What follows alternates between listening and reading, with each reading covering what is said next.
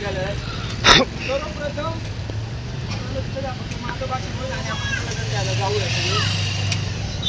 सर्वप्रथम जे ज्या कारणासाठी आपण इथं उपस्थित झालात खेड तालुक्यामध्ये, तर सर्वप्रथम मी या घटनेचा तीव्र शब्दामध्ये निषेध करतो. एवढा संवेदनशील खेड तालुका मी आजपर्यंत पाहिला नाही.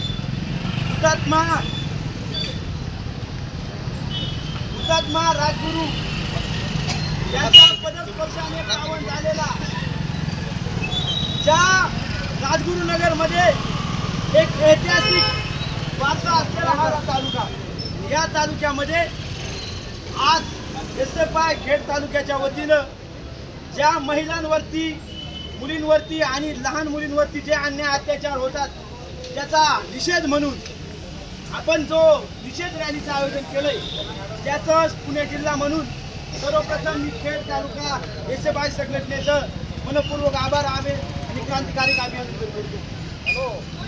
बोलण्यासारख्या बऱ्याच गोष्टी आहेत. लहान मुलींवरती अत्याचार होतात, महिलांवरती अन्याय अत्याचार होतात.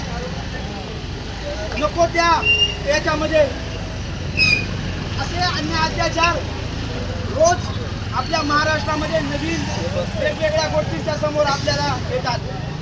आपण जे 15 तारखेला बदलापूरमध्ये घटना घडली, 15 तारीख आणि अजून आज 22 ते 23 तारीख, अजूनपर्यंत त्या आरोपीला फक्त कोठडी शिक्षा दिलेली आहे.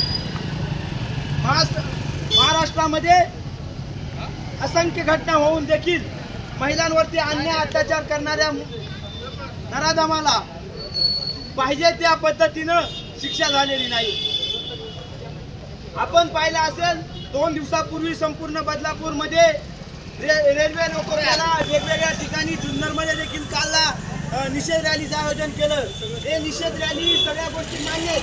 हे आता बाहेर आहे, म्हणजे दुसऱ्याच्या घरात आहे. ते आपल्यापर्यंत जेव्हा येतं ना, म्हणजे ज्याला सोचतं ना, तेव्हा समजतं काय योग्य. लहान मुलींवरती, तिसरीच्या मुलीवरती जेव्हा अन्याय अत्याचार होतात तोपर्यंत जी संस्था आहे, जी सरकारी शाळा आहे ती बदनाम नाही झाली पाहिजे. म्हणून आपण जर त्या शाळेवरती कारवाई करत नसाल तर खूप मोठी खेदाची गोष्ट आहे. बोलण्यासारख्या बरंच आहे. मुलींवरती जो अन्याय अत्याचार होत आहे त्याचा सगळ्या आपल्या वतीनं मी जाहीर निषेध व्यक्त करतो आणि याच्यानंतर आपण निवेदन द्यायला तिथं